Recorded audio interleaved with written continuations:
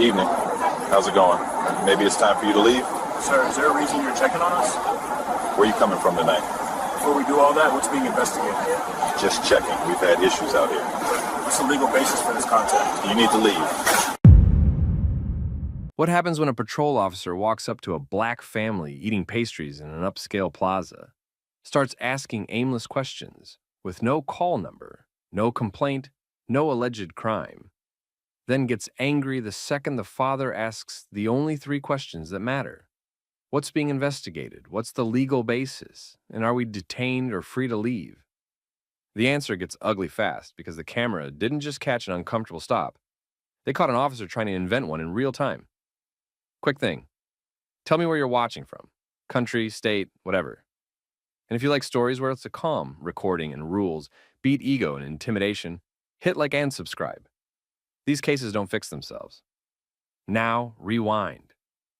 It was early evening at a high-end outdoor plaza. Clean storefronts, patio heaters. A cafe that charged too much for coffee and still stayed packed. The kind of place where people assume nothing bad happens because the pavement looks expensive. Darius Colson sat with his wife, Renee, and their teenager, Malik. Normal family setup. Drinks on the table. A bag of takeout pastries. Malik half on his phone, half pretending he wasn't. Renee scanning the crowd the way moms do. Darius relaxed but not careless. He had the posture of someone who'd spent years watching how quickly a small contact turns into a problem. Darius wasn't just any dad. He ran internal affairs for a different agency across the county line. That mattered later. Not because he planned to flex it, because he understood the mechanics. How officers write their narratives, how supervisors decide whether to cover or correct, how important the first minute is. The patrol officer approached like he'd already decided the table needed attention. Officer Tyler Kincaid didn't start with a clear reason. No mention of a call, no request from the cafe, no report of theft, disturbance, or trespass. He started with the classic soft fishing trip. Where are you headed? Where do you live? How long have you been here? Questions that sound friendly until you notice they don't lead anywhere. Darius answered basic stuff the way most people do when they're trying to keep the temperature down. Then Kincaid kept going. Same tone, same vagueness, more questions. Nothing specific. You could feel the shift before it happened. The moment Darius stopped playing along and moved it into boundaries, Darius asked for the purpose of the contact. He asked if there was an investigation. He asked what legal basis the officer was operating on. Then he asked the cleanest question in policing, the one that forces honesty, detained or free to leave. Kincaid didn't give a clean answer. That's where this turned. Because if Kincaid said free to leave, the contact ended. No IDs, no leverage, no control. If he said detained, he'd have to name reasonable suspicion. A real reason, not vibes. So he did what officers do when they want the advantage, without the accountability. He tried to hold the family in place while pretending it was casual. He started talking about needing cooperation. He framed it like a courtesy. He implied that refusing would make things worse. Then he moved to IDs. Not in a lawful, articulated way. More like he was trying to make it sound routine. Like everyone does it. Like it's no big deal. Like handing over identification was just part of being outside. Darius didn't argue. He didn't rant. He didn't raise his voice. He kept it tight. He repeated the same three questions, calm and boring on purpose. Purpose. Basis. Detained or free. Kincaid didn't like that. You could tell because his body language tightened. He stopped standing like a guy chatting. He started standing like a guy taking control. Feet planted, hands closer to his belt. He angled himself to block the easy path away from the table. Renee clocked it instantly. She shifted her chair slightly. Not dramatic. Just enough that she and Malik weren't boxed in. Malik lifted his phone. Not in anyone's face. Not yelling about rights. Just recording. Kincaid noticed. And that was the trigger. His tone hardened. He tried to manage the camera without directly ordering it off, because he didn't want to say the quiet part out loud. He started talking faster. He started repeating himself. He tried to push the moment into a scene where he could claim safety concerns if anyone challenged him later. Darius stayed steady. He didn't threaten. He didn't mention his job. He didn't try to embarrass the officer. He just kept insisting on clarity, because clarity is what ends fishing expeditions, and now people nearby started paying attention. A couple at the next table stopped talking. A server slowed down mid-step, pretending to wipe a clean table just to stay close. A guy in business casual turned his body toward the interaction like he'd seen this before and didn't like where it was going. The plaza had security cameras. Everyone knew it. That's why Kincaid should have been careful. Instead, he got bolder. He kept pushing for IDs. He kept refusing to name a reason. He kept acting like Darius was the problem for asking for basic legal clarity. That's the part that always hits people later. The way the system flips it. The targeted person becomes uncooperative the moment they ask for facts. By the time Kincaid stepped back and spoke into his radio, it was obvious he wasn't calling in a crime report. He was calling in reinforcements to increase pressure. And the family knew it. Darius didn't panic. He didn't rush. He did what he'd trained himself to do and what he'd trained investigators to do. He made the moment recordable. Names, badge, time, location. The officer's exact words captured clean. Because Darius already understood something Kincaid didn't. The real confrontation wasn't happening at the cafe table.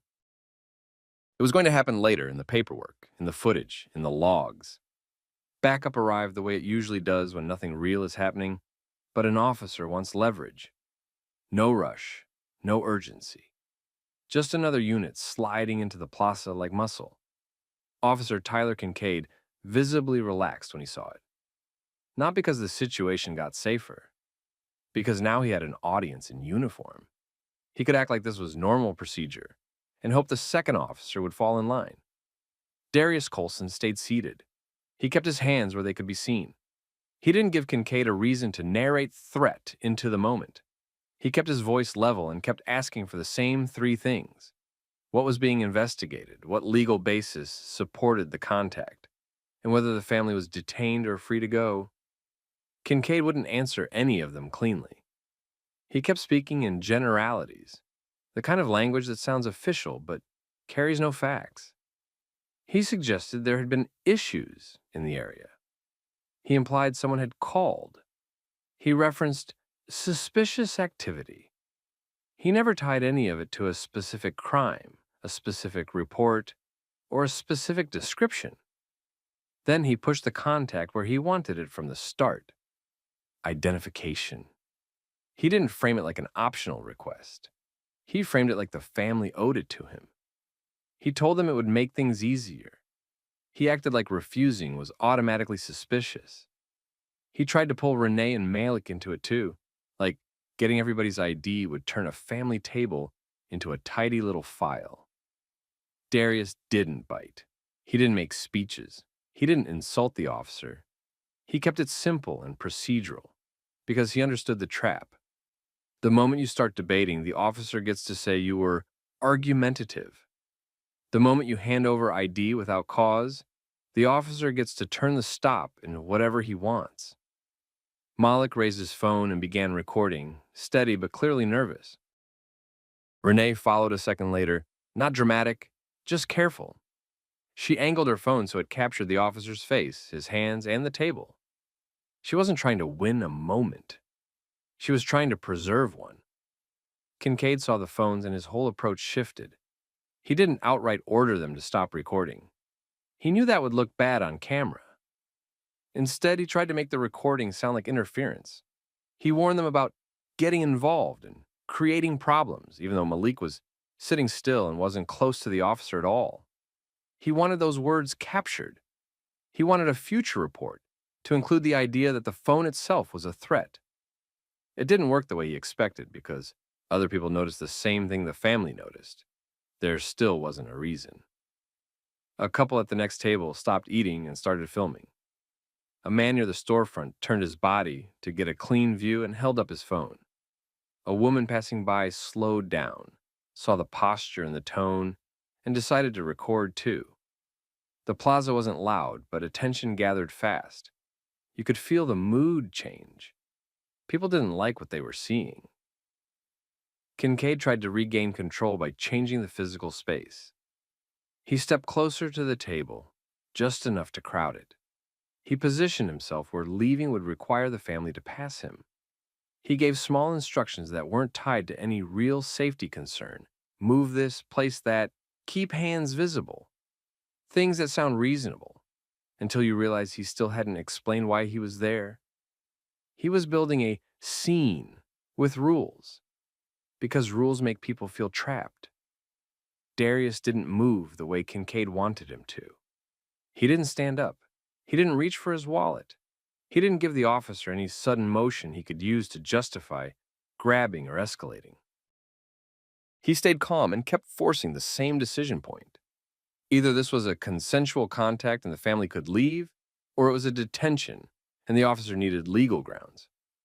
Kincaid avoided the fork in the road again, and that's when he started leaning into the unspoken logic. He began talking about the plaza itself, about how they'd been watching the area, about the kind of crowd that was usually there.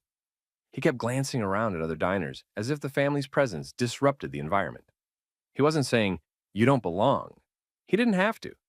The message came through anyway, and the bystanders reacted to that part. You could see it. The looks exchanged, the quiet disbelief. Someone muttered a comment that carried just enough volume to be heard. Not a chant, not a confrontation, more like a reality check in real time. Darius asked for a supervisor. That changed the stakes.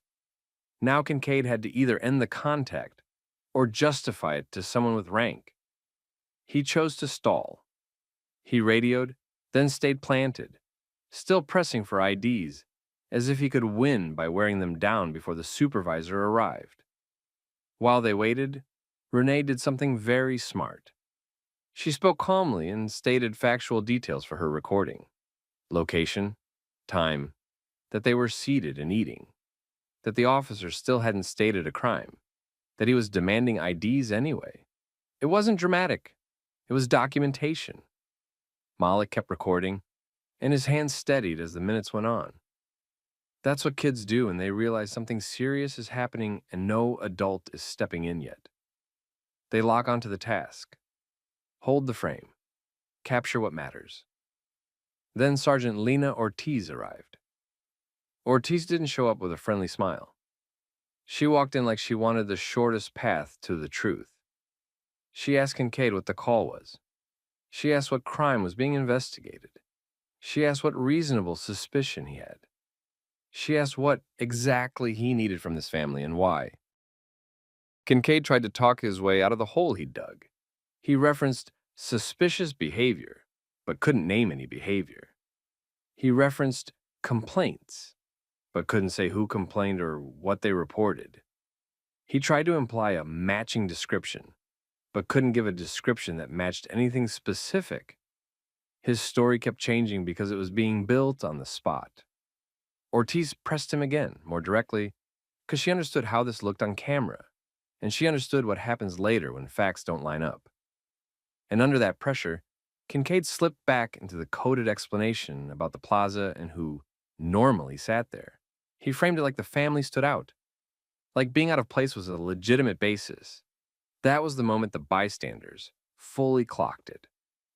Phones didn't drop. People didn't drift away. The crowd energy got sharper because everyone knew what they'd just heard. Ortiz made a decision that cut through the whole mess. She ended the stop. She told Kincaid he didn't have grounds to demand identification. She made it clear the family wasn't detained. She directed him to clear the contact and step back. Darius didn't celebrate. He didn't scold. He did the practical thing. He made the ending as clean as possible on video. He asked for Kincaid's name and badge number. He asked for Ortiz's name and badge number. He confirmed clearly that they were free to leave. He ensured that the recording captured the supervisor's decision, not just the officer's behavior. Renee gathered their things without rushing. Malik kept filming until they were physically moving away, and the officers weren't within arm's reach. Because people learn this the hard way. The last 10 seconds can be where someone tries to reassert control. They walked out of the plaza, calm and together. Malik didn't look the same as he had at the beginning. He wasn't crying. He wasn't yelling. He was quiet in that way teenagers get when something cracks their assumptions.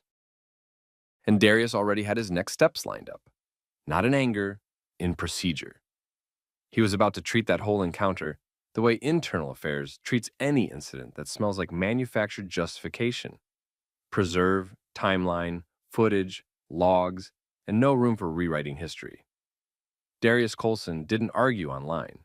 He built a case. That same night, he secured the original recordings from Renee's and Malik's phones. No edits, no screen recordings. He copied them to 2 places and kept the originals untouched, so nobody could claim the files were altered. Then he wrote a timeline while it was fresh. Exact order of events. When Kincaid approached, when he first demanded IDs, when Malik started recording, when backup arrived, when Sergeant Ortiz arrived, and the exact moment Ortiz ended the stop. Next morning, Darius mapped the cameras. He walked the plaza and noted every likely source. The cafe exterior cameras, plaza security cameras, and storefront cameras pointed toward the patio. He documented where they were and what they covered. Then he moved fast on preservation before overwrite.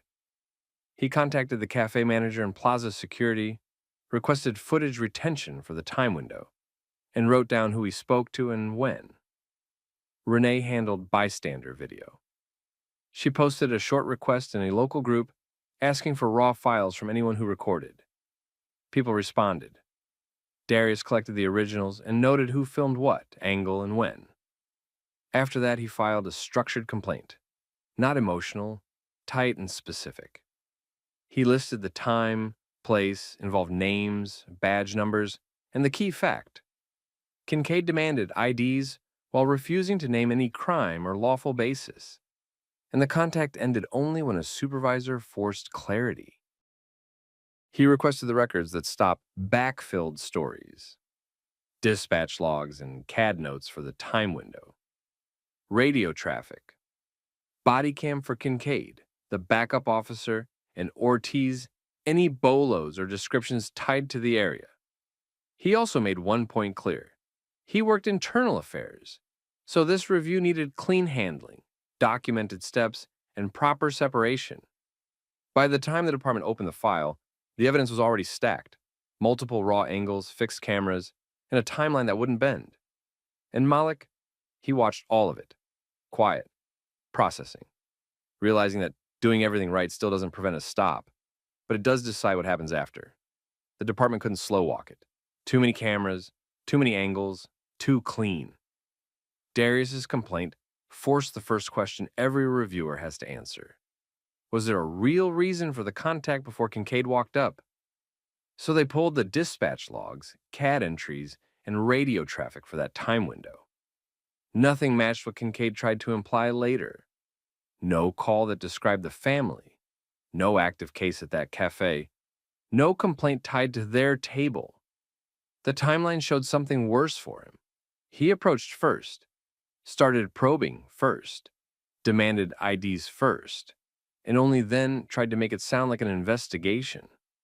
Bodycam made it tighter. The video showed Kincaid never naming a crime while pressing for identification. It also captured the turning point. Sergeant Ortiz demanding specifics, and Kincaid slipping into they don't fit the area logic instead of a lawful basis. Fixed cameras backed the family's timeline. They showed the family sitting, eating, calm. They showed Malik recording from his chair.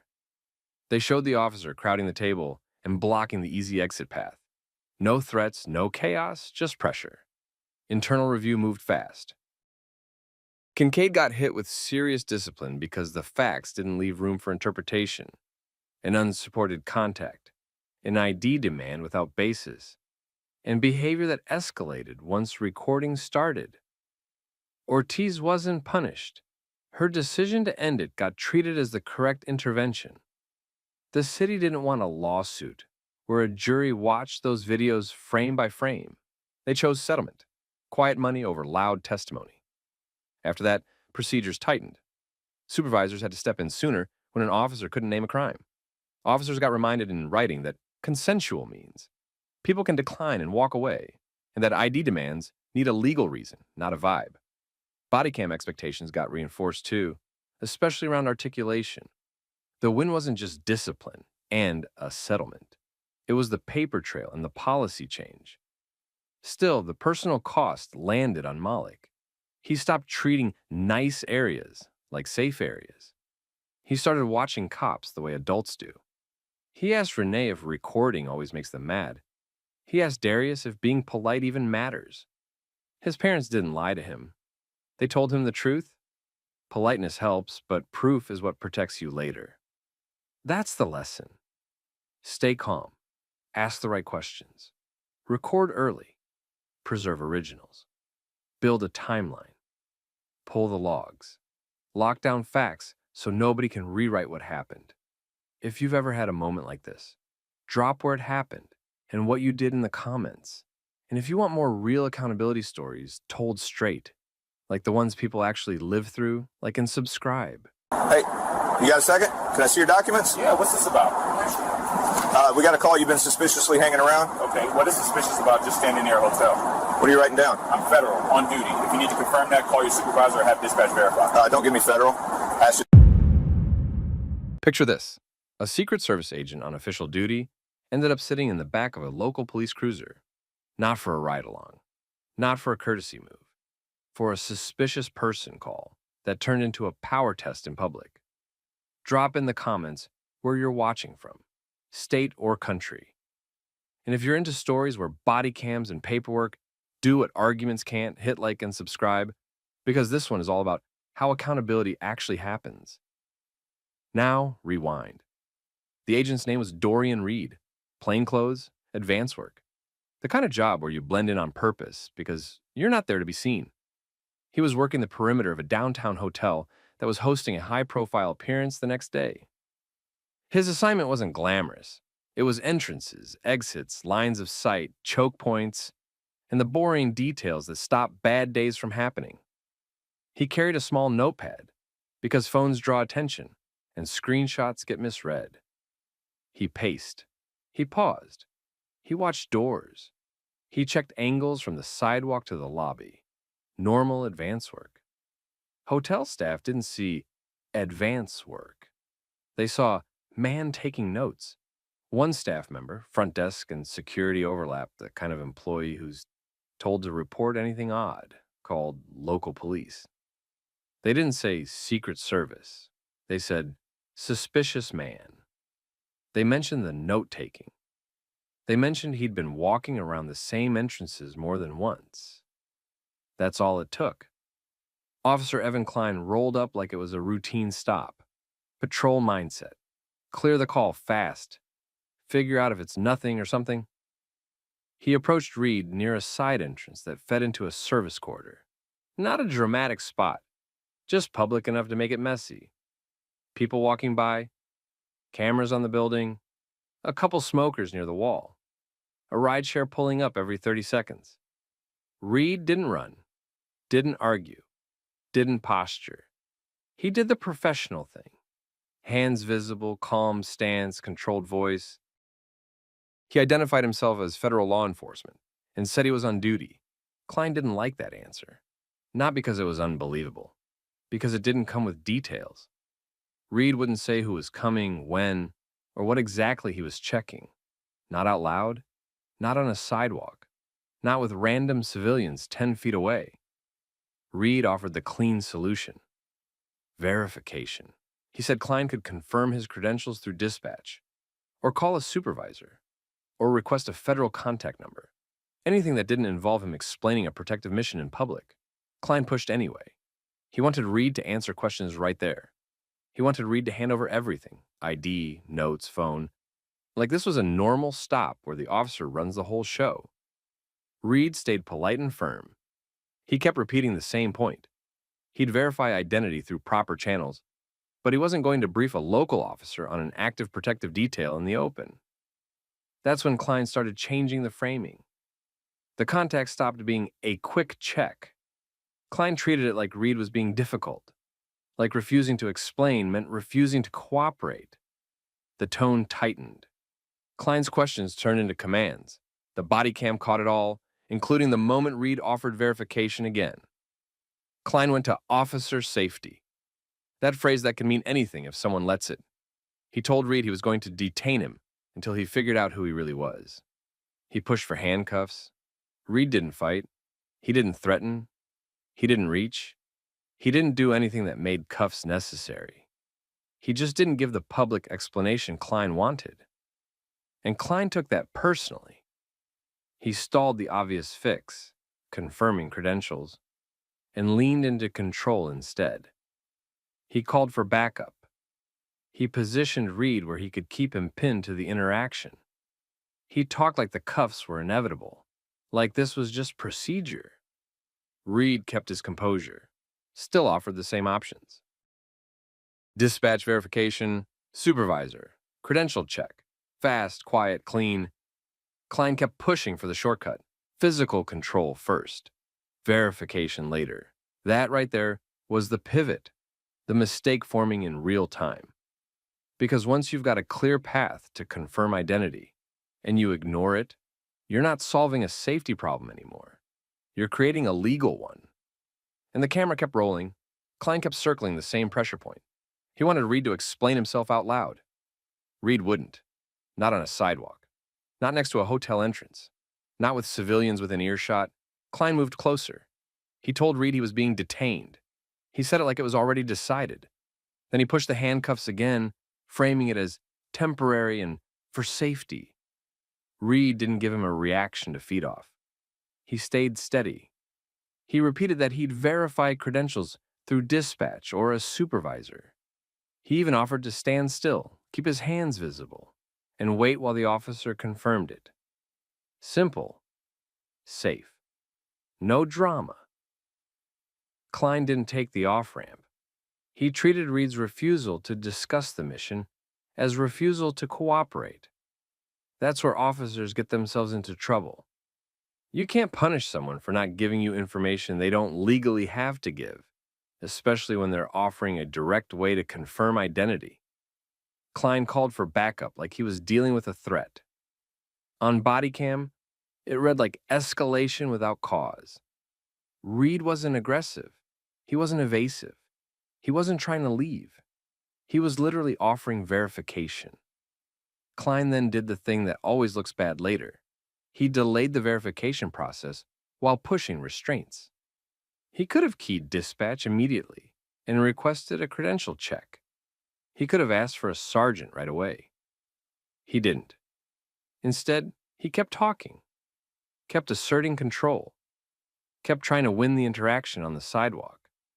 Reed stayed careful. He didn't reach for his credentials in a fast way. He didn't make sudden movements.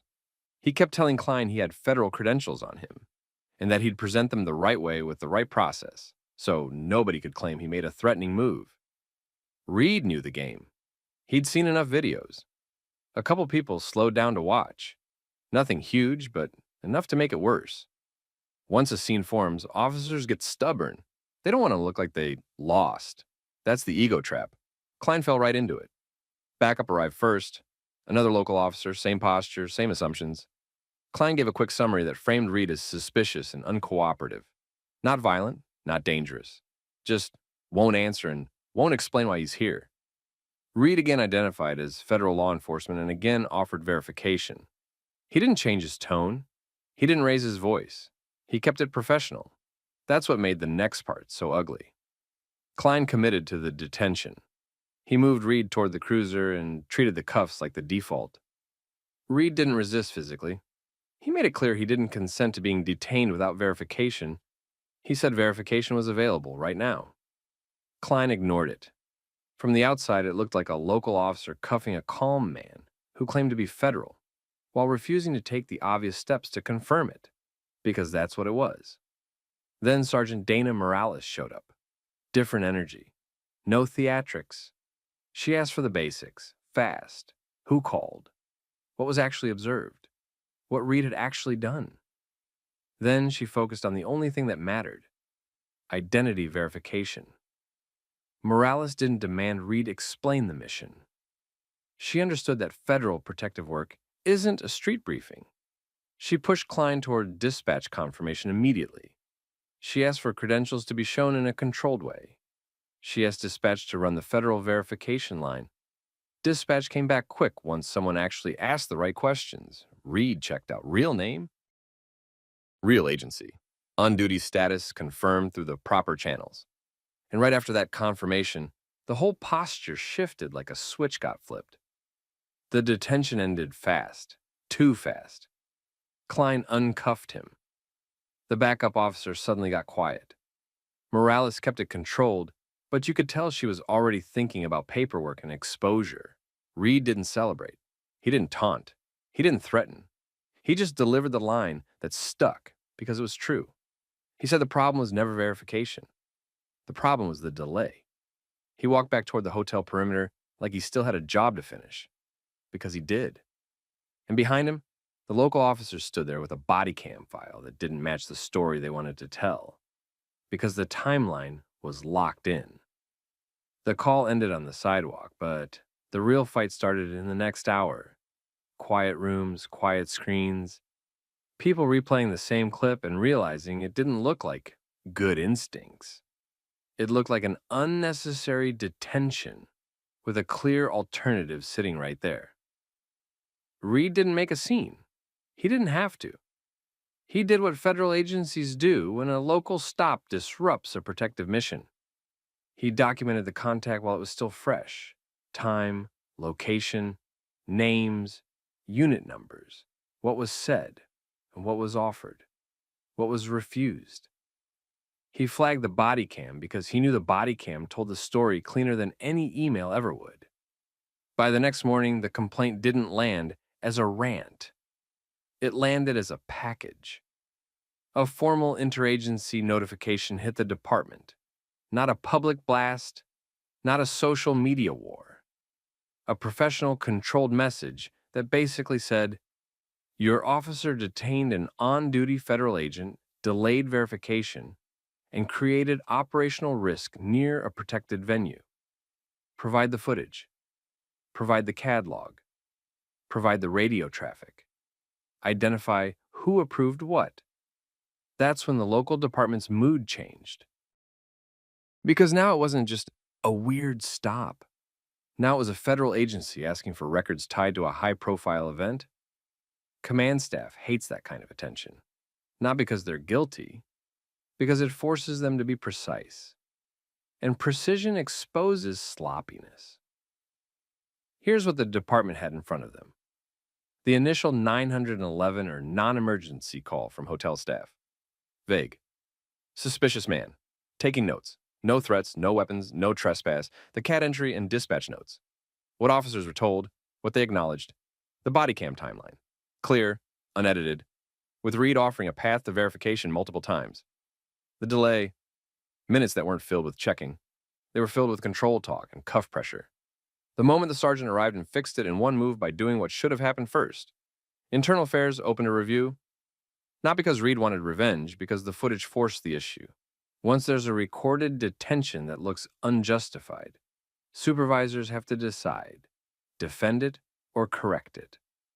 Klein wrote his report the way officers usually do when they sense heat. He framed Reed as uncooperative.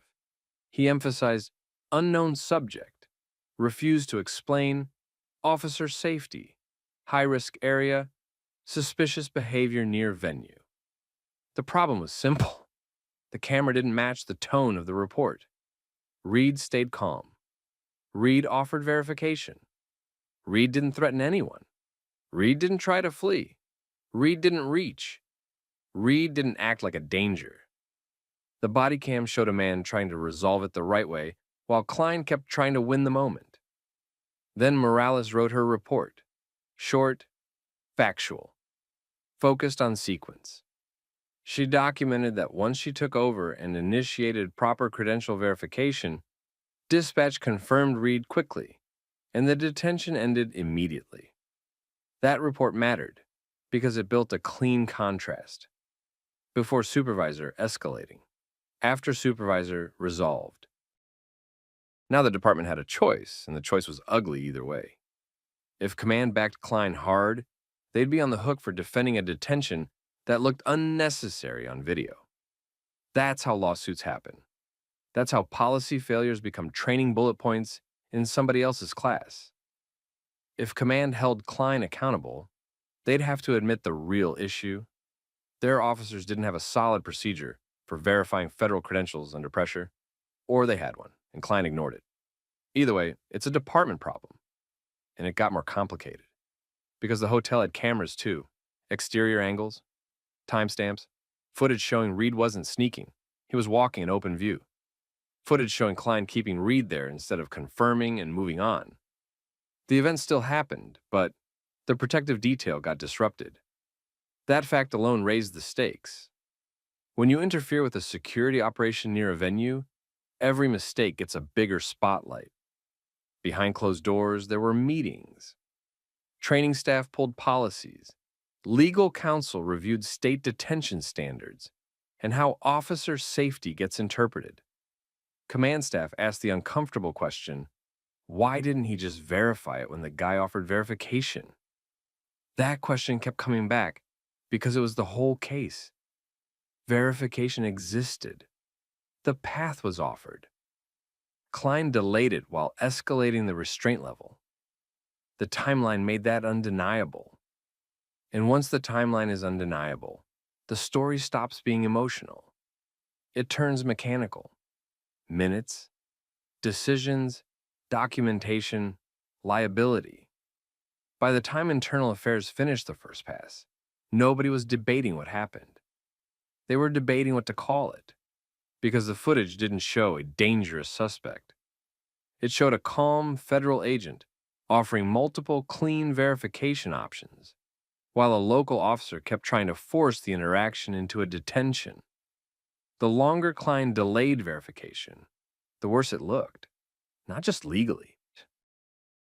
Professionally, command staff pulled everything into one timeline: dispatch log, CAD notes, radio traffic, Bodycam timestamps, supervisor arrival, credential confirmation, release, and that timeline created the department's fork in the road. Option 1, defend the ego.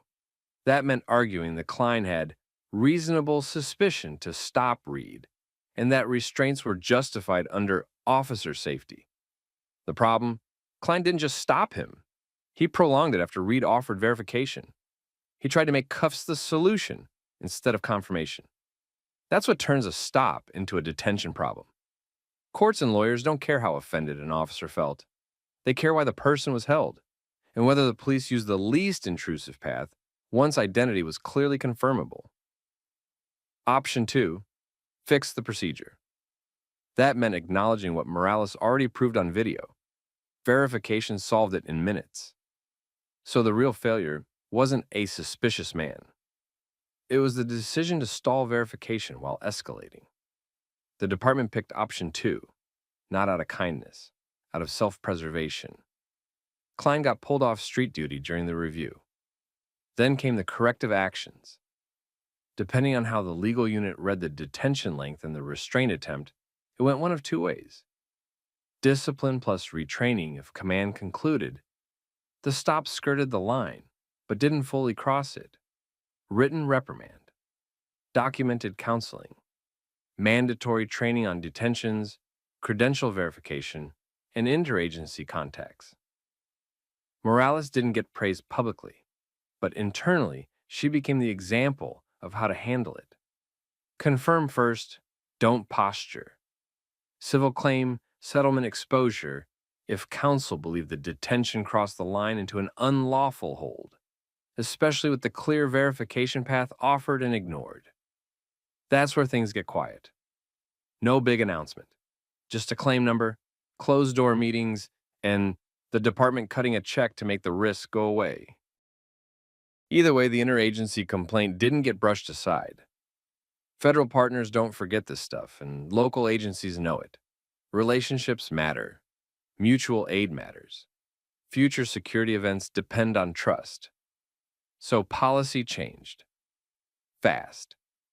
The department issued an updated procedure for contacts involving claimed federal credentials.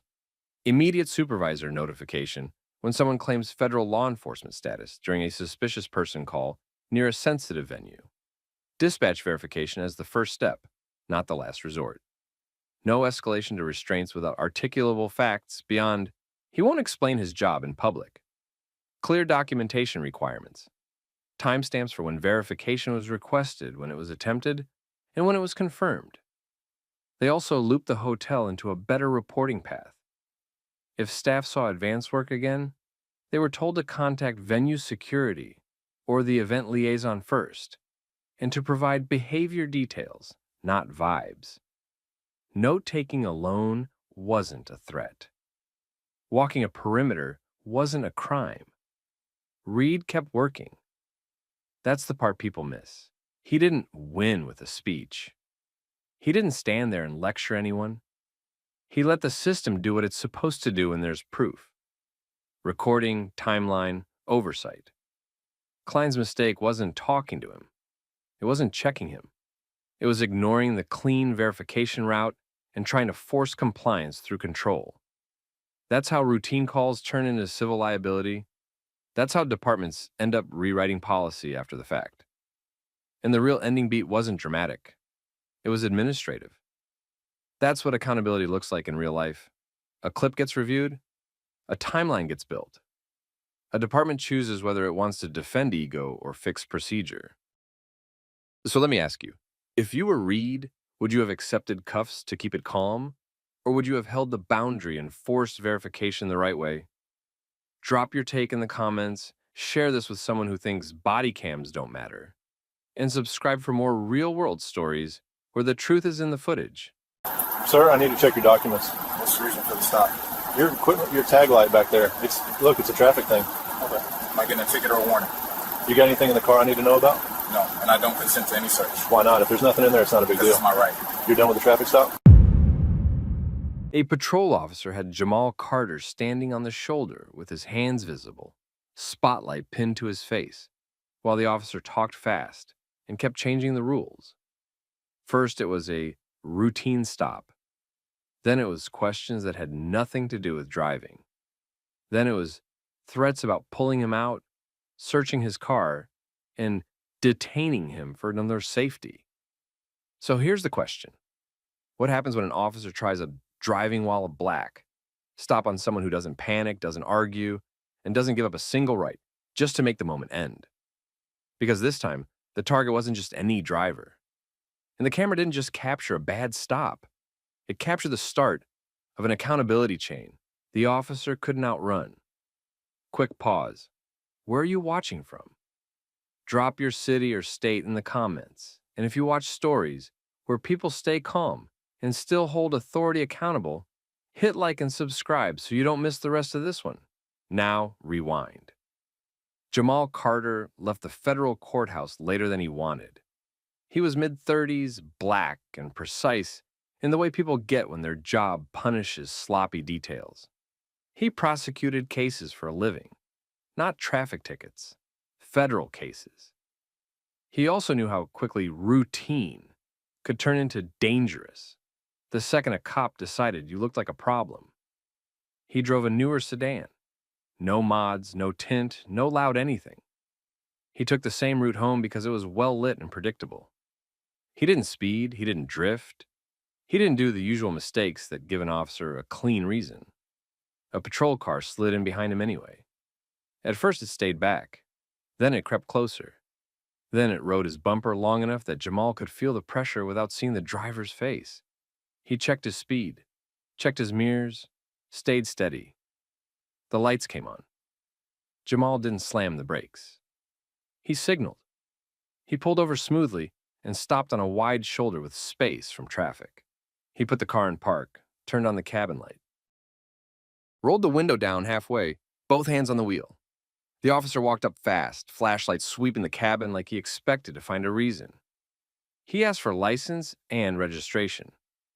Jamal moved slowly, narrated what he was doing, and handed them over.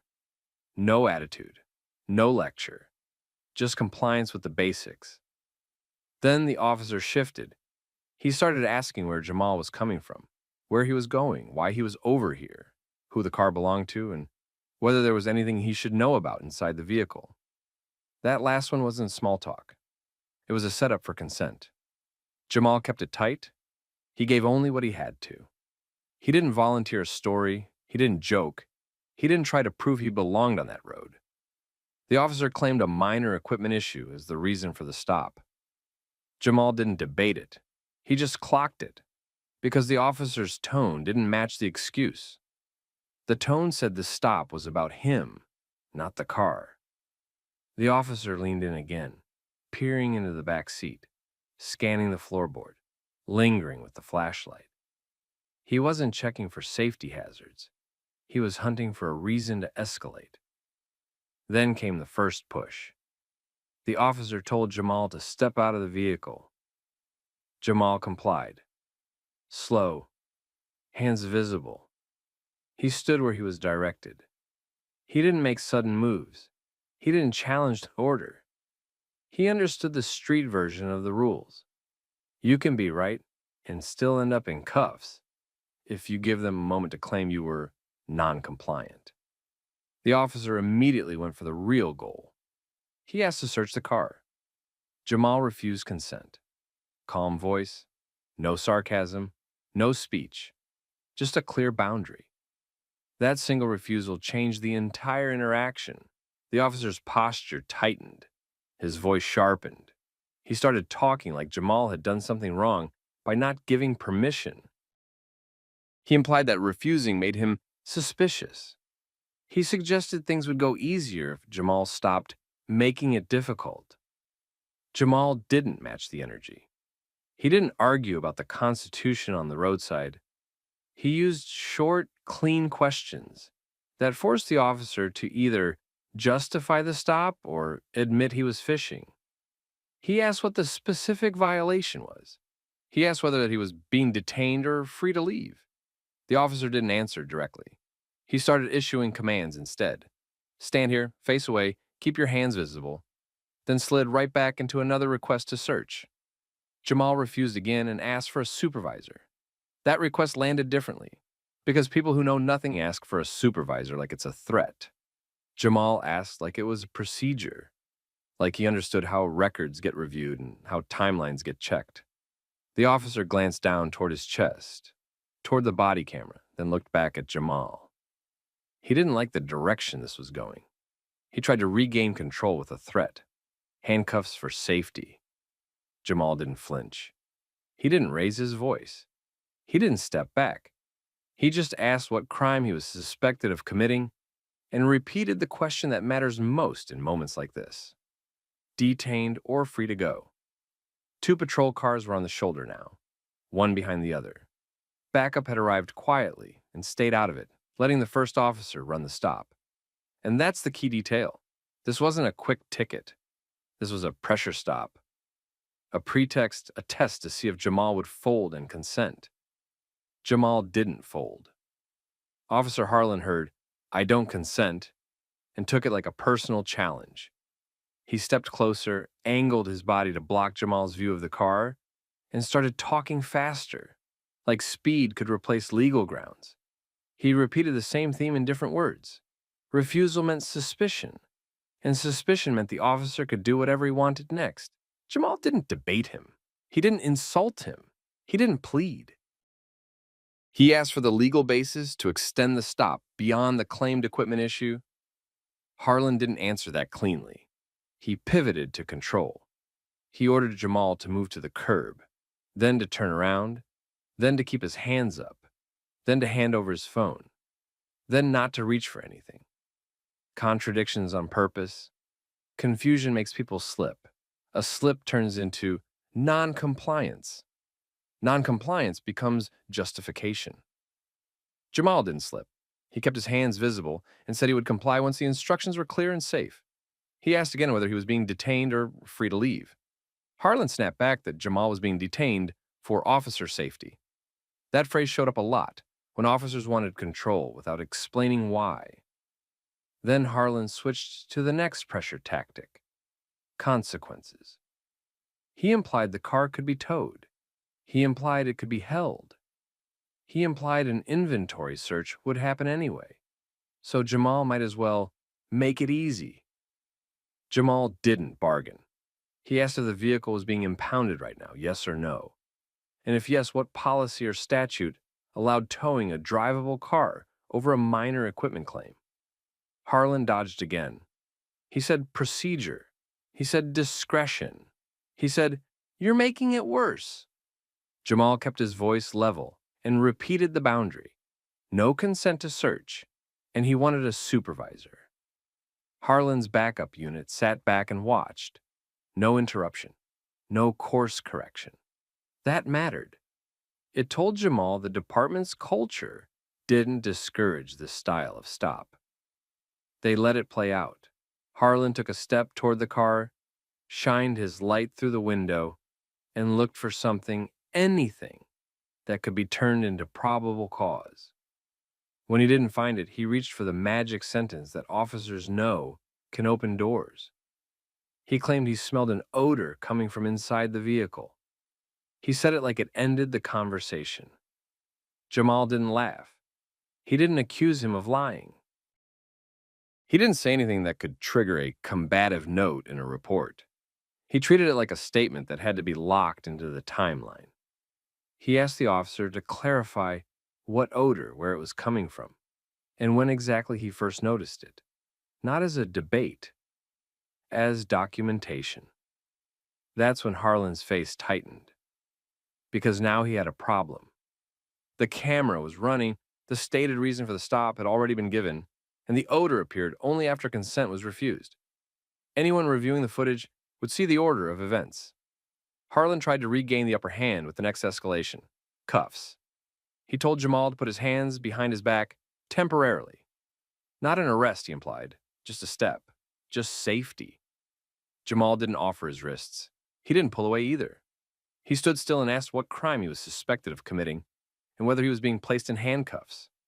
Harlan answered with that same empty shield: officer safety. Then Jamal made his own move.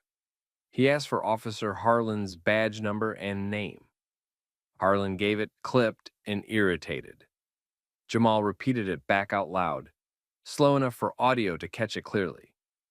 That's the moment the stop stopped being private. A couple cars had slowed as they passed. One driver, Maya Ellis, still in scrubs from a hospital shift, didn't just glance and keep going. She parked a short distance away and started recording on her phone from inside her vehicle. Her video caught what bodycams sometimes blur: the spacing, the posture, the way Harlan kept crowding Jamal, the way the backup officer stood off like a spectator. Harlan didn't notice Maya at first. He was focused on Jamal's refusal to play scared. He tried one more angle. He suggested Jamal didn't belong in that neighborhood. He framed it like concern, but it landed like a gate, like a warning, like a statement about race without saying the word. That was the mask slipping. Jamal let a beat pass, not drama, control. He wanted the words to sit on the record. Then, calmly, he requested a supervisor again.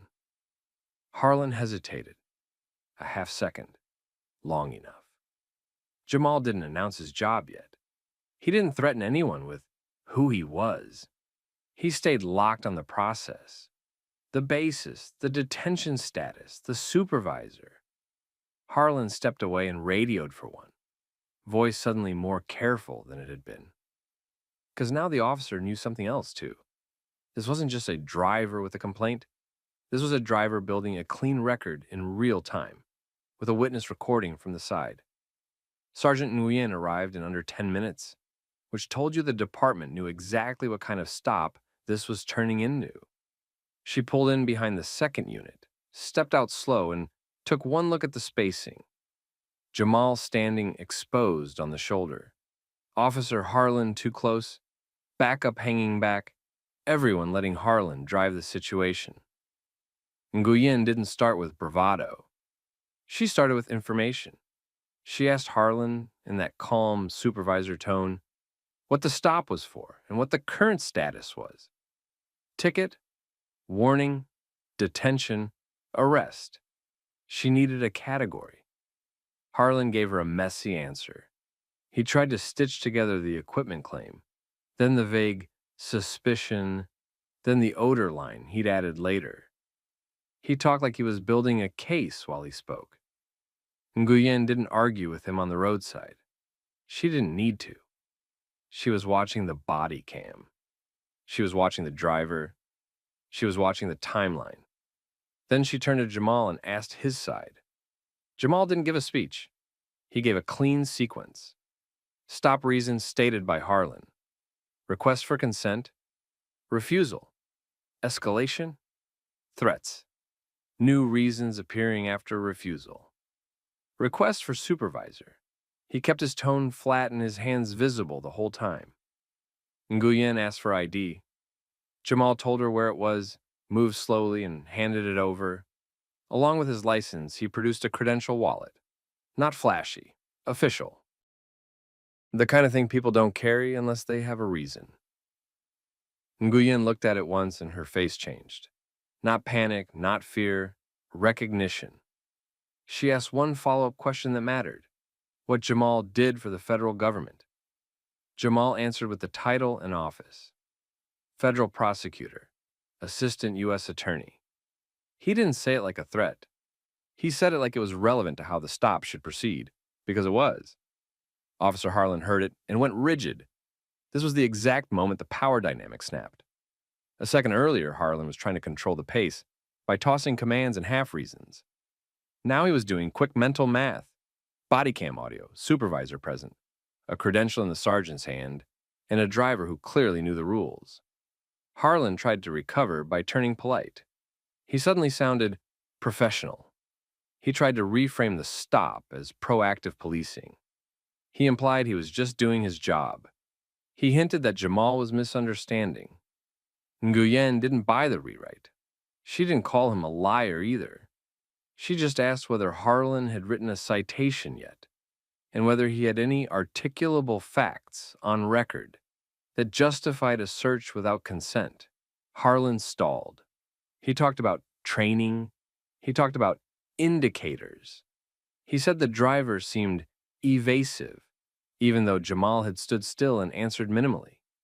He leaned hard on vibes. Nguyen's patience thinned. You could see it in the way she tightened her focus and shortened her questions. She asked one more time for the clear reason for the stop. Then she asked whether Harlan had run the plate and confirmed the vehicle status. Then she asked whether the alleged equipment issue was observable and documented. Harlan couldn't keep the story straight. The stop had too many layers added in the wrong order. Meanwhile, Maya in the parked car kept recording. Her phone captured the part that always matters later. The officer's tone shift after the credential appeared. The way his body language shrank. The way he stopped crowding Jamal once a supervisor and a federal title entered the scene. Nguyen made a decision. She told Harlan to step back to his cruiser. Not a suggestion, a directive. She took control of the scene. Then she turned to Jamal and told him clearly whether he was being detained. She told him the stop was ending. She told him he was free to go. Jamal didn't move fast. He didn't celebrate. He didn't clap back. He did the smart thing. He asked for the incident number, asked for Nguyen's name, and asked how he could obtain the body cam footage through the proper process. Nguyen gave him the information.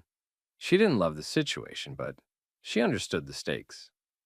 A clean, calm driver requesting documentation is the kind of request that becomes an exhibit later. Harlan stood near his cruiser, quiet now, watching his stop collapse. Jamal got back into his car the same way he got out. Slow, visible hands, no sudden movements. He started the engine. He merged back into traffic like nothing happened. But it wasn't nothing, because Jamal wasn't going home to cool off. He was going home to make calls. Jamal didn't post about it. He didn't do a victory lap. He did what people in his job do when something looks dirty and the record is already rolling. He documented it. That night, he wrote down the sequence while it was fresh. Times, locations, unit numbers. The exact claims Officer Harlan used, in the order he used them. He included the supervisor's arrival time. He noted the backup unit's role, standing there, letting it happen. Then he made 2 calls. First call went to a colleague he trusted inside the U.S. Attorney's office. Not to get revenge, to create a clean internal record that the office had a potential civil rights issue involving a local department. Second call went to the department's professional standards line. He filed a formal complaint, not a rant. He requested preservation of all body-worn camera footage, dash camera footage, radio traffic, CAD logs, and any automatic plate reader hits in the area. Preservation matters. Without it, footage disappears. Policies get stretched. Timelines get fuzzy. Jamal didn't give them that space. And then the third thing happened. The piece most people don't get. Maya Ellis reached out. She wasn't looking for attention. She'd recorded because she'd seen the way the stop was going. The next morning, she sent a message to the department's public email with her video attached and a simple note saying she was willing to provide it to investigators. That forced the department's hand, because now it wasn't just their footage. It was an outside angle that showed posture, distance, tone shifts, and how the officer's entire demeanor changed the moment authority showed up in the form he respected. Within a week, the department contacted Jamal to acknowledge the complaint and schedule an interview. Professional tone, careful wording, no admissions, just process. Internal Affairs pulled the footage, and this is where Officer Harlan's problem became obvious. The timeline didn't support him. The body cam showed the stop reason stated early, the consent request, the refusal, then the escalation, then the new justifications appearing after the refusal, then the threat of cuffs, then the odor claim arriving late. It looked like a stop searching for a reason, not a reason leading to a stop. Maya's video didn't replace the body cam. It boxed it in. It confirmed tone and spacing. It showed how Harlan's aggression wasn't mutual. It wasn't 2 people arguing. It was one officer trying to dominate a calm driver. The department placed Harlan on administrative leave while they reviewed. Standard move. But the quiet part was this. They couldn't risk him doing another stop like that, while this one was under a microscope. The chief's office got briefed. City legal got briefed. Risk management got briefed. Because even if the department wanted to downplay it, the city understood the exposure, biased policing allegation, unlawful detention issues, potential false statements, policy violations, and a witness video that would look terrible in any public setting. And then the accountability part hit him where it always hits. Paperwork. Harlan had written a report. He had to. That's how departments justify what happened.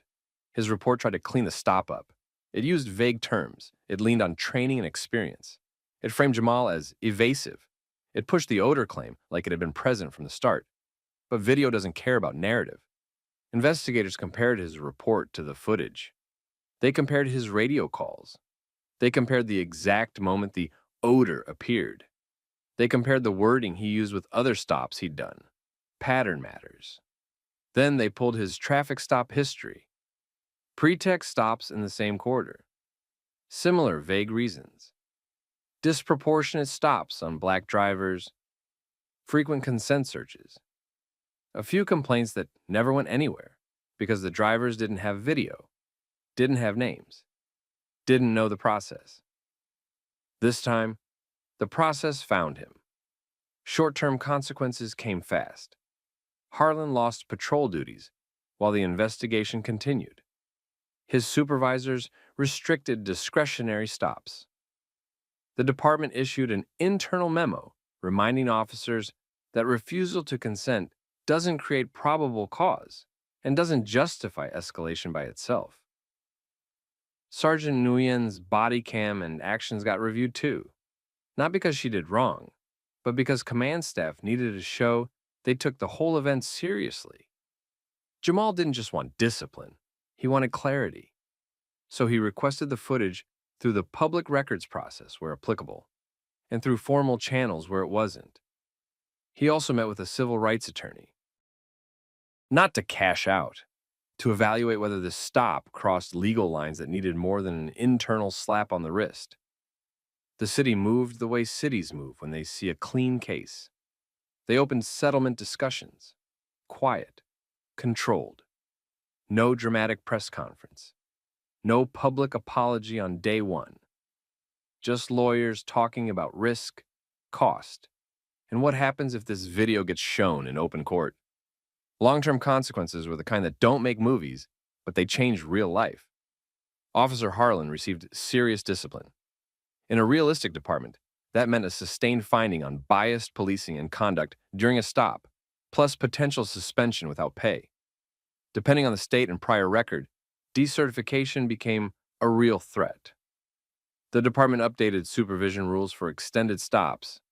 If a stop goes beyond the original traffic basis without a citation being written or a clear articulable reason, a supervisor must be notified. They revised documentation requirements. Officers had to articulate specific facts for detentions and searches, not vibes. They increased auditing of stop data by race, including where stops occurred and how often consent searches were requested. And Jamal? He didn't win by humiliating a cop. He won by refusing to be bullied into giving up his rights and by making sure the record existed. He kept prosecuting cases. He didn't become a full-time activist, but he did something practical. He spoke at a local community legal clinic, quietly, not for clout, about what to do during a stop, how to keep your hands visible, how to refuse consent without getting loud, how to ask if you're detained, how to request a supervisor, how to document names and badge numbers, how to preserve evidence. Because the lesson wasn't be a federal prosecutor. The lesson was act like the camera is the courtroom, even if you're the only one staying calm. And that's the part people need to hear. If an officer's fishing, your job isn't to talk your way out of it. Your job is to keep yourself safe, keep your words clean, and not hand over rights you don't have to surrender. So let me ask you, if you were Jamal, would you have stayed that calm? Would you have known what to say? And if you've ever been in a stop that felt like it wasn't really about traffic, what happened? Drop your thoughts in the comments, share this with someone who needs it, and don't forget to subscribe for more story times where accountability actually lands. Man, where you coming from? Where you headed? I'll address travel questions after we handle the stop. What's the Okay. traffic reason you pulled me over? All right, man, I need your license and registration. I'm happy to handle the traffic stop. They're inside my car. I'll show you. Go ahead, get the documents. What happens if you do everything right in a traffic stop? Signal, pull over, hands visible, license ready, and the officer still decides your compliance isn't enough? And what if the next thing he demands isn't about the stop at all? That exact question got answered the night a black civil rights lawyer got pulled over for a minor issue, then watched an officer turn a routine interaction into an unlawful detention on camera. Where are you watching from right now, city or state? Drop it in the comments. And if you like stories where calm wins, receipts matter, and authority gets checked the right way, hit like and subscribe. Now rewind. Molly Grant wasn't reckless. He wasn't speeding through neighborhoods. He wasn't weaving. He was heading home after a long day, suit jacket tossed on the passenger seat, phone on the dash mount like always. A patrol car lit him up near a gas station in a strip mall, bright area, cameras everywhere. Malik noticed that immediately. He pulled over clean, turned the engine off, rolled the window halfway down, hands on the wheel. Officer Tyler Briggs approached like he'd already decided what kind of person Malik was. Briggs asked for license and registration. Malik handed them over. Normal. Then the stop started drifting. Briggs didn't stick to the supposed reason. He began asking questions that weren't about a traffic issue. Where Malik was coming from. Where he was going. Who the car belonged to. Little probes, not illegal by themselves, just a setup. Malik answered the minimum and then got quiet, not rude, controlled. That's when Briggs pushed for more. He demanded Malik provide additional identification, not his driver's license. Something else. Extra proof. Malik didn't flinch. He didn't puff his chest out either. He spoke like a man who knew the exact line between cooperation and surrender. He told Briggs he'd already provided what the law required for a traffic stop. He said he wasn't obligated to produce a second form of ID without a legal basis. He asked if he was suspected of a crime beyond the traffic infraction. He asked if he was being detained for something specific. Briggs didn't answer those questions cleanly. He didn't clarify. He didn't wrap the stop up. He treated Malik's legal clarity as a challenge. Briggs repeated the demand, louder, sharper. He implied Malik was refusing. He implied consequences. Malik stayed steady and did the one thing that changes the whole power dynamic. He made a record. He stated that he was recording. He stated he would comply with lawful orders. He stated he did not consent to any search. He asked for a supervisor. He asked, again, whether he was free to go. Briggs didn't like the recording part. You could tell by how quickly the tone changed. Briggs ordered Malik out of the car. Here's what matters. Officers can order a driver out during a stop in many situations. That's real. The trick is how it gets used. Safety tool or punishment tool. This felt like punishment. Malik didn't argue on the roadside. He moved slowly, hands visible. He narrated his actions as he stepped out. He said he was doing it under protest, not consent. He said he wanted a supervisor present. Briggs directed Malik to the back of the car. Tight posture, close distance. Commands stacked on commands. Then Briggs went right back to the demand. Extra ID, extra compliance, extra submission. Malik asked the question that kills games like this later. What legal basis existed to extend the stop beyond the traffic issue? Briggs didn't give one. He pivoted to attitude, respect, cooperation, that old script. And then Briggs slipped. Not with a slur, not with something that would make the department panic instantly. He made it personal. He focused on Malik's tone and confidence, like that was the threat. Like a calm black man who knows the rules is automatically suspicious. That's when Malik revealed he was an attorney.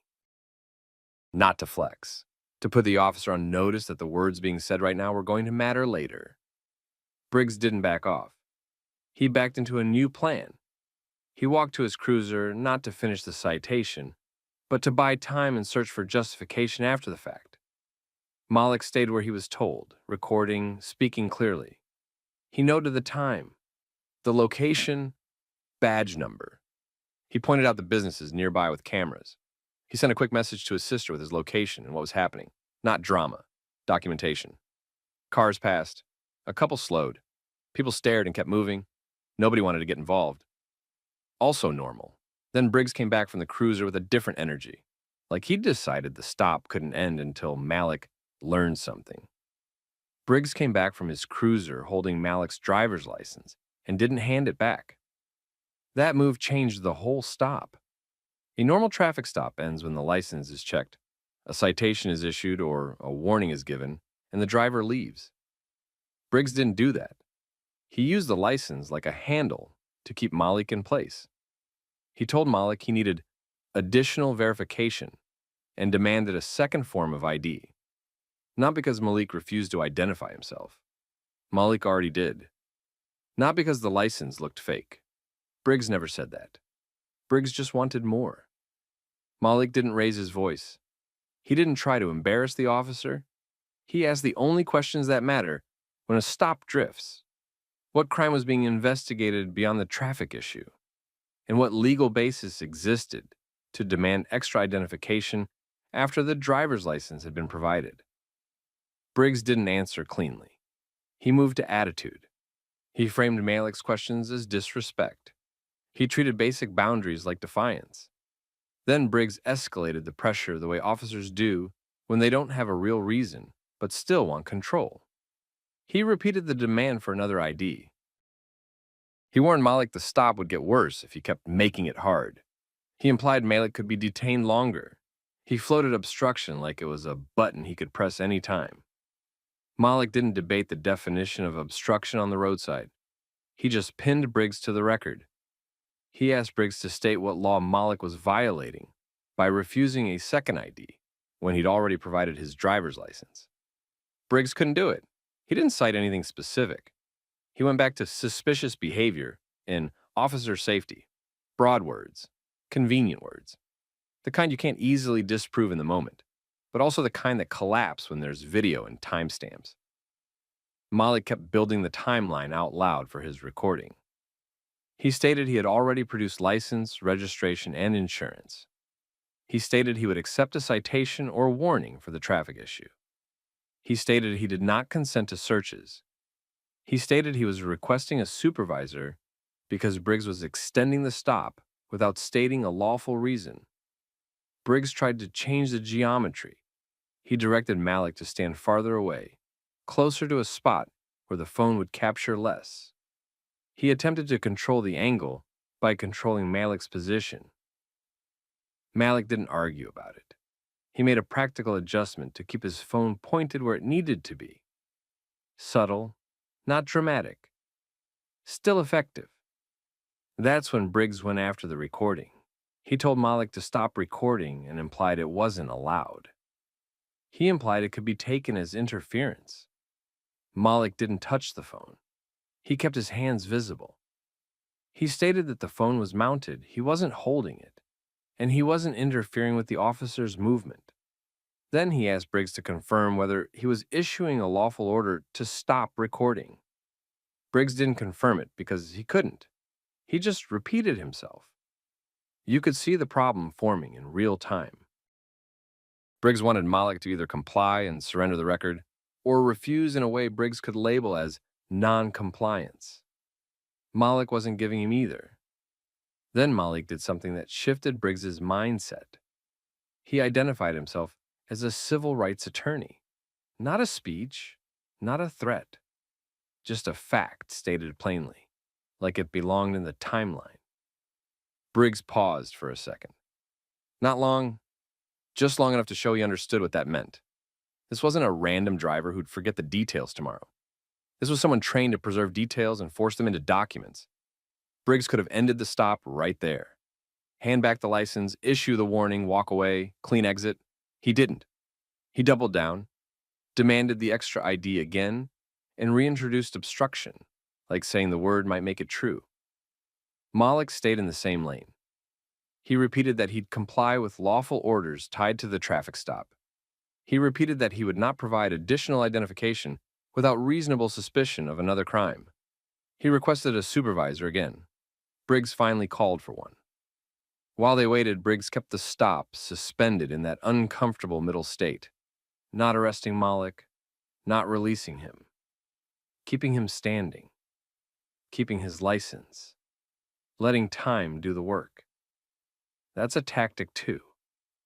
Malik didn't fill the silence with nervous explanations. He didn't try to convince Briggs he was a good person. He stayed focused on the legal structure of the stop.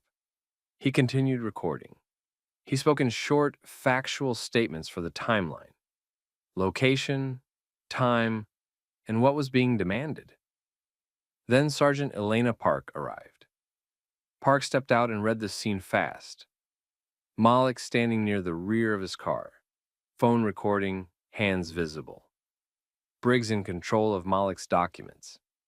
No visible danger, no frantic movement, no obvious reason for the stop to still be going. Park asked Briggs what the stop was for. Briggs named a minor infraction, something that usually leads to a quick warning. Park asked whether Malik had provided his driver's license. Briggs admitted he had.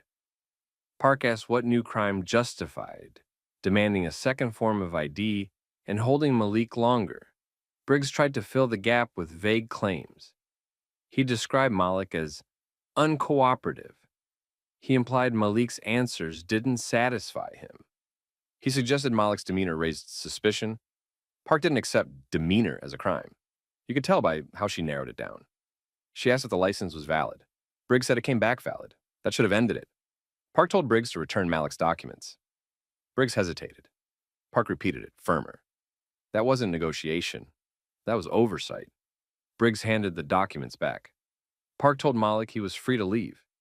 Malik didn't ask for an apology. He didn't argue about what just happened. He asked for the incident number and how to request body camera footage. He confirmed Park's name and role on scene so it couldn't get fuzzy later. He repeated Briggs's badge number out loud for the recording, then got into his car and drove off. Briggs stayed behind, watching Malik leave, the way someone watches a situation they thought they controlled slip out of their hands. And Malik already knew what came next.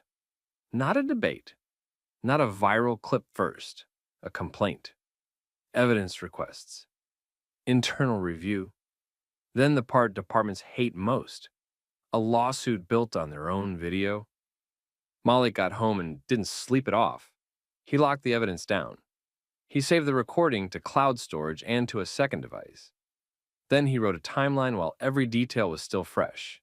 Exact location, approximate minute marks, the order of demands, the moment Briggs threatened obstruction, the moment Briggs tried to shut down the recording, the moment Sergeant Park arrived and ended it. By morning, Malik filed a formal complaint. He didn't write it like an emotional story. He wrote it like something that could survive a review board. He described what happened in plain language. Briggs demanded additional ID after Malik already provided a driver's license. Briggs couldn't state reasonable suspicion for another crime. Briggs kept Malik detained anyway. Briggs threatened arrest for obstruction when Malik asked for the legal basis. Briggs tried to order Malik to stop recording. The stop ended only after a supervisor arrived. Then Malik made sure the department couldn't pretend there was no evidence. He requested body camera footage for Briggs and Park. He requested dash camera footage. He requested the CAD logs and radio traffic. He requested the dispatch notes and any database check timestamps tied to his license and plate. He also sent a preservation letter. That letter matters because once it's on record, missing footage becomes a bigger problem. Internal Affairs opened a case within a few days. Lieutenant Harris handled it. Straight policy mindset. No speeches, just facts. First thing Harris did was pull Briggs' written narrative. Briggs described Malik as uncooperative and suggested Malik refuse to identify. That phrasing shows up a lot because it makes the officer sound justified without explaining what actually happened. Harris compared that narrative to the records. The CAD log showed when the stop started and when the license check happened. It showed the stop stayed active long after the traffic purpose should have been finished. That gap needed an explanation. Then, the footage came in. The video showed Malik handing over his license early and staying controlled. It showed Briggs demanding a second ID without naming a crime. It showed the obstruction threat. It showed Briggs pushing to end the recording. It showed Park arriving and immediately asking basic questions that Briggs couldn't answer. It showed Park ordering the documents returned and releasing Malik. That's when Briggs' story started falling apart. Harris interviewed Briggs and didn't let him hide behind buzzwords. Briggs tried officer safety and suspicious demeanor. Harris asked for the specific facts that created reasonable suspicion. Harris asked why extra ID was required if the license was valid. Harris asked why obstruction was mentioned when Malik wasn't physically interfering or refusing lawful traffic stop requirements. Briggs couldn't point to a real trigger. He kept circling back to Malik's tone and attitude. That's not a legal basis, that's ego. Harris also interviewed Park. Park didn't defend Briggs. She confirmed what mattered. Malik had provided his license, Briggs didn't articulate a separate crime on scene, and Park ended the detention immediately. Park's statement didn't need to call Briggs biased. It just needed to show he had no lawful reason to keep pushing. After that, the department did what it always claims it does. They checked pattern. They pulled other stops from Briggs's recent months. Not because Malik demanded it, because once there's a documented complaint with video and a supervisor intervention, command staff starts thinking about liability. If this wasn't the first time Briggs stretched stops and leaned on intimidation, the department needed to know before it showed up in court. Briggs got moved off solo patrol during the review. That's not a public punishment, but inside the station, it's loud. It changes your assignments. It changes your reputation. It tells everyone the brass is watching your work. A few weeks later, the discipline decision hit.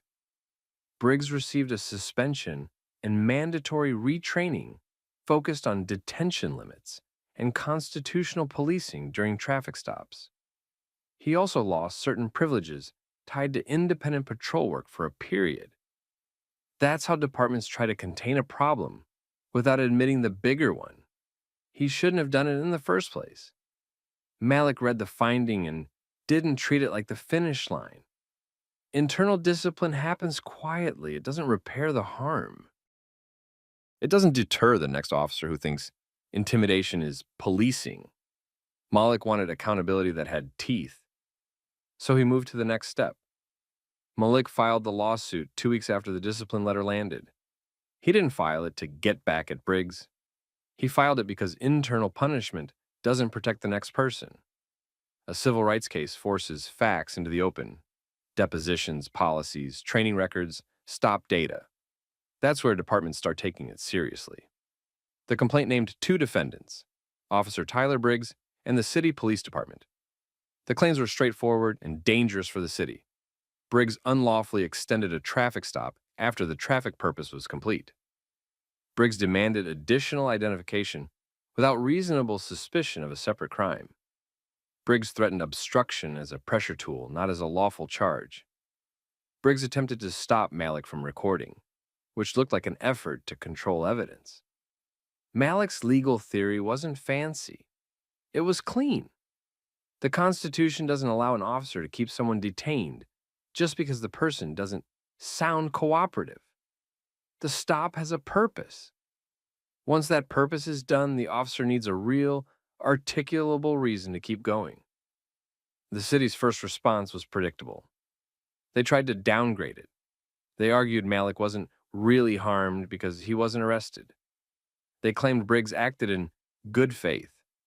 They said it was a miscommunication during a lawful stop. That argument didn't survive the evidence. Malik's team attached the timeline, the supervisor's involvement, and the internal findings.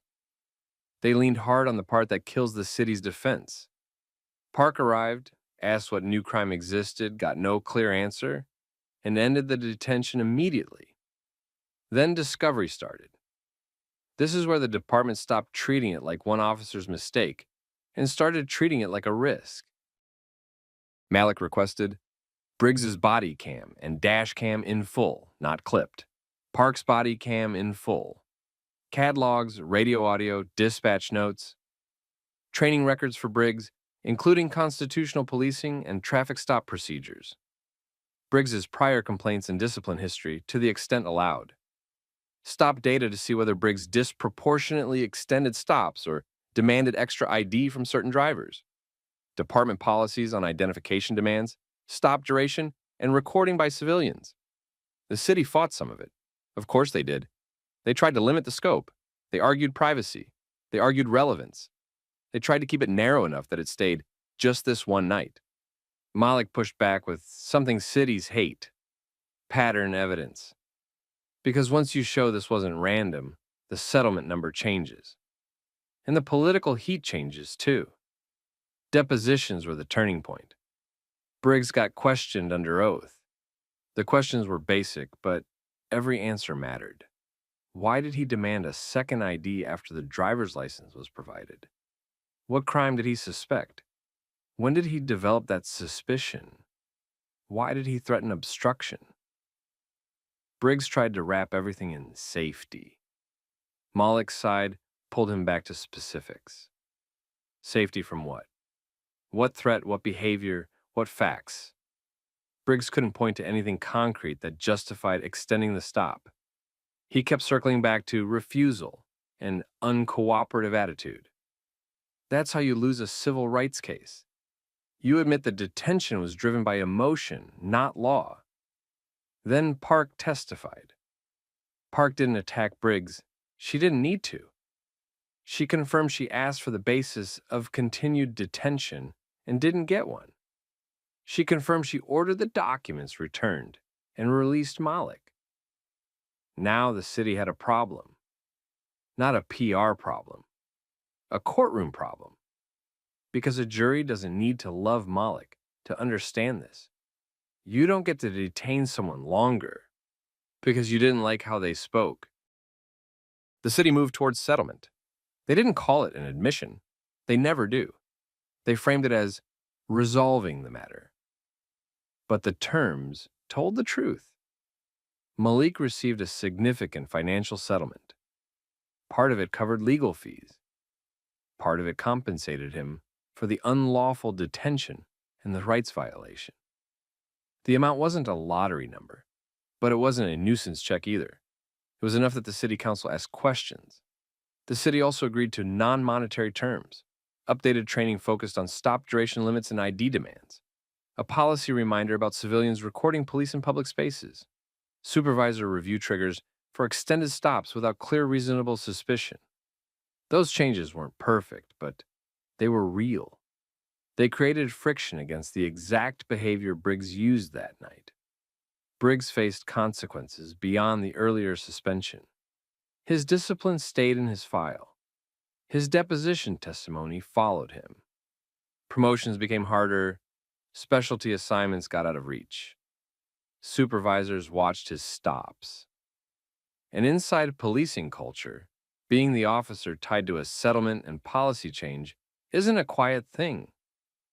It sticks. Malik didn't turn into a superhero after this. He stayed the same person. He just became even more methodical about teaching people what actually works in moments like this. Not yelling. Not trying to win the roadside argument. Staying calm. Saying as little as possible. Asking the right questions, recording, getting the supervisor. Then using the system after the fact. When you can do it safely. That's the lesson. A lot of people think accountability only happens if you get lucky. Malik showed something else. Accountability happens when you keep your head, preserve evidence, and force the story into places where it can't be edited. So let me ask you, if you were Malik, would you have stayed that calm? Or would the pressure have pulled you into the argument Briggs wanted? Drop your thoughts in the comments, and if you've ever had a stop that felt like it turned into a power game, share what happened. And don't forget to like, subscribe, and stick around for more real stories where people stand their ground and the receipts do the talking.